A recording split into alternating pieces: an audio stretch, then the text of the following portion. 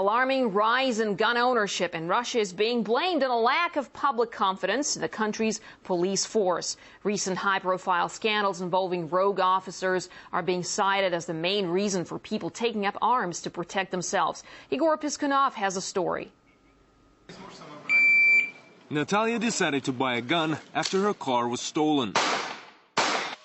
At the time, she thought it was the only way she could feel safe against crime. Now she's a frequent visitor of shooting ranges where she sharpens her skills. For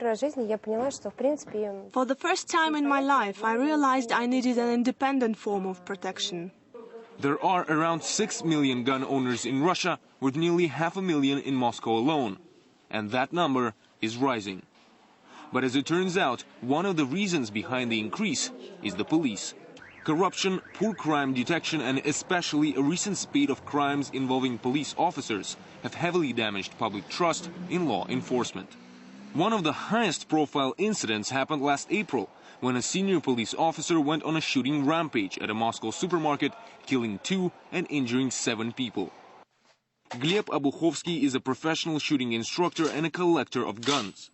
At 37, he has 90 guns and rifles. He thinks people should not rely on the police when it comes to fighting crime. I don't think it's safe on the streets, and it's getting worse every year. I think it's time for people to learn how to use weapons to be able to take their safety in their own hands. Under Russian law, ordinary citizens can get permits to own 2 types of weapons. Those for hunting, including shotguns and rifles, and guns firing rubber bullets for personal protection only. But experts say these 2 could be highly dangerous without proper training, as the punch they pack is often underestimated and could even be lethal. Unfortunately, many people don't take these rubber bullets or trauma guns seriously, but we try to teach people that any gun has to be treated as a weapon. And I can tell you, these guns are no exception and can do a lot of damage. Permits are only granted after an applicant has undergone complete medical checks, which include a mental health assessment. Drug, alcohol abuse, and criminal records are also examined. The law has clear rules on how to own, store, and most importantly, use weapons. If a person shoots someone when their life has not been endangered by them, the gun user could face a jail sentence.